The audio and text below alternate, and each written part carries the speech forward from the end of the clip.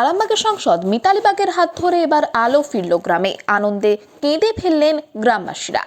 জানা যাচ্ছে, গোঘাটের হাজিপুরের মন্ডলা গ্রামে গত 15 বছর ধরে কোনো বিদ্যুৎ সংযোগ নেই। বিদ্যুৎ বিচ্ছিন্ন সম্পূর্ণ গ্রাম, যার জেরে প্রতিদিন অন্ধকারে দিন কাটত গ্রামবাসীদের। রাত নামলেই যেন চিন্তার ভাঁজ পড়ত তাদের কপালে। প্রতিদিন নানান সমস্যার সম্মুখীন হতে হয়েছে এই কয়েকটা বছর। গ্রামবাসীরা বহুবার নানান দপ্তরে দরখাস্ত দিয়েছেন, কিন্তু লাঞ্ছনা ছাড়া সেখান থেকে আর কিছুই মেলেনি, এমনটাই জানাচ্ছেন গ্রামবাসীরা। এভাবেই 15টা বছর কেটে যায়। অবশেষে আরামবাগের সাংসদের কাছে একটি দরখাস্ত জমা দেন গ্রামবাসীরা। এবার সেই পরিপ্রেক্ষিতেই তড়িঘড়ি কাজ শুরু করে আরামবাগের সাংসদ এবং স্থানীয় নেতা কর্মীরা। গ্রামে আলো ফেরাতে পেরে খুশি আরামবাগের সাংসদ মিতালি বাগ। এভাবেই তিনি আরও কাজ করতে চান মানুষের হয়ে।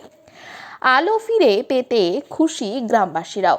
মুখে চওড়া হাসি নজরে আসছে গ্রামবাসীদের। এই বিষয়ে গ্রামবাসী এবং আরামবাগ সাংসদ মিতালি বাগ তিনি কি জানাচ্ছেন, সরাসরি শুনুন বিস্তারিত। 24 আওয়ার্স আরামবাগের রিপোর্ট। সত্যি বলতে যা পাশের বাড়ি এটা খুব প্রচেষ্টাই তো হলো না, আমার প্রচেষ্টা সহযোগিতা আপনাদের না করলে হতো না তো। ওই জিনিস তোমাদের বলতে দিদি না এলে এতদিন তো হয় কারু কথা হবে হবে হবে আমাদের ছেলেদেরকে পাঠিয়ে নিজেদের মধ্যে যে বুঝাচ্ছি বুঝবে না হবে হবেই হয়েছে করার আছে। দিদিতে হয়েছে খুব আনন্দ। অনেক দিন আজ হয় না, মোটামুটি 14-15 বছর তো ঘুরছি।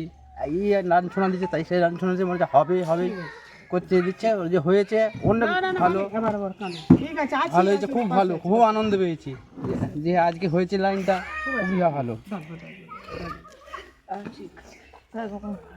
আমরা ঢের আশীর্বাদ করেছি, যাতে করে এই পদে যখন এসেছিল তখন আমার ঢের ঠিক না, আজ 14-15 বছর। ঠিক আছে, তোমরা পাশে থেকো। আর যে কোনো কারণে হোক আজকে জিনিসটা আটকে ছিল, এটা আবেগে বিশাল খুশি। ভালো করে পরীক্ষা দিতে পারবে, বিশাল আনন্দ। দুই জায়গাটা করেছে, বিশাল আনন্দ। আমরা বহুদিন ধরে ভুগছি, এতদিন ধরে ভুগছি, কিছু করার নাই, বলার নেই। ছেলেরা কাঁদছে, আরো বড় হোক। ঝড়াতে ঝাড়াতে ছুটেছে ওই বিকাশ আমার ছেলে কত জায়গায় ছুটেছে, কত জায়গায় দরখাস্ত দিয়েছে, অনেক কষ্ট পেয়েছি, অনেক নির্যাতন পেয়েছে, সারা রাত অনেক কষ্ট পেয়েছে। বাড়ি ছেড়ে মাচা করে গায়ে সারা রাত আমরা জল ঢেলে বাস করেছি। শেষকালে ধিৎকার করে হুপ দিল, যদি আরো দেখতে পারিনি বলে হুপ দিয়েছি, অনেক কষ্ট করেছি।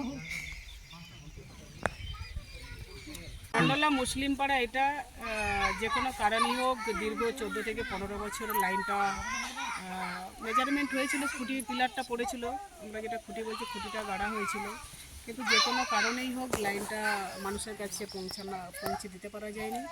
তো আজকে এখানকার গ্রামবাসী এবং আমার একেবারে তৃণমূল কংগ্রেসের একনিষ্ঠ কর্মীবৃন্দদের সকলের সহযোগিতায় আজকে এখানে গ্রামের মানুষ 14-15 বছর পর ঘরে যেমন আলো জ্বলবে, তাদের মুখেও কিন্তু অনেকটা চওড়া হাসি আমরা দেখতে পাচ্ছি। খুব ভালো লাগছে, এনারা এভাবে সহযোগিতা করেছেন। যে কোনো কারণেই হোক লাইনটা 15 বছর আটকে ছিল, এটাও কিন্তু কাম্য নয়। তার কারণ আমার বাড়িতে লাইন থাকবে, অন্যের বাড়িতে অন্ধকার থাকবে, এটা ঠিক নয়।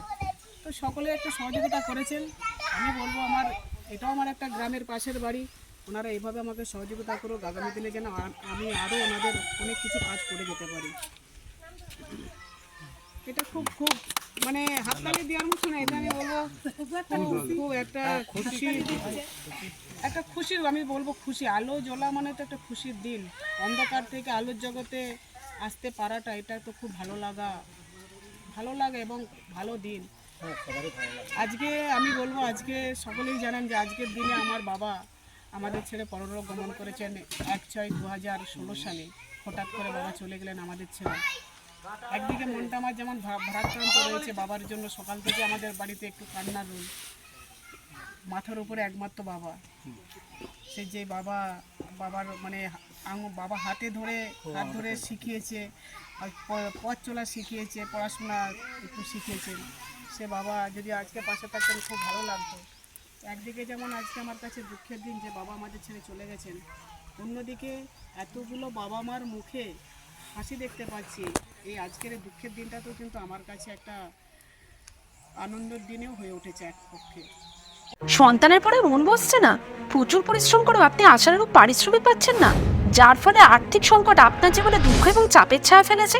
দিনার ভারে জর্জরিত স্বামী স্ত্রীর মধ্যে প্রতিনিয়ত ভুল বোঝাবুঝি বেড়েই চলেছে। নতুন বাড়ি কিনেছেন, কিন্তু সেই স্বপ্নের বাড়িটা যেন আরও দুর্ভোগ নিয়ে এসছে আপনার জীবনে।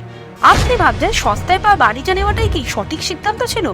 এমনই সব দ্বিধাদ্বন্দ্ব এবং জীবনের কঠিন মুহূর্তে আপনাকে সঠিক পথে পরিচালিত করবেন আন্তর্জাতিক খ্যাতিসম্পন্ন স্বর্ণপদক ও স্বর্ণ মুকুটপ্রাপ্ত ডক্টর অজয় শাস্ত্রী।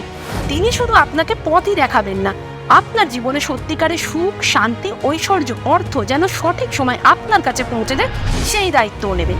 তাঁর অভিজ্ঞতা এবং জ্ঞানের আলোতে আপনার জীবন হয়ে উঠতে পারে নিরুদ্বেগ ও সমৃদ্ধির পথে ধাবমান। তাই আর দেরি নয়, স্ক্রিনে দেওয়া নাম্বারে এখনই ফোন করে ডক্টর অজয় শাস্ত্রীর সাথে যোগাযোগ করুন। কে জানেন, হয়তো একটিমাত্র ফোনই আপনার জীবনকে বদলে দিতে পারে।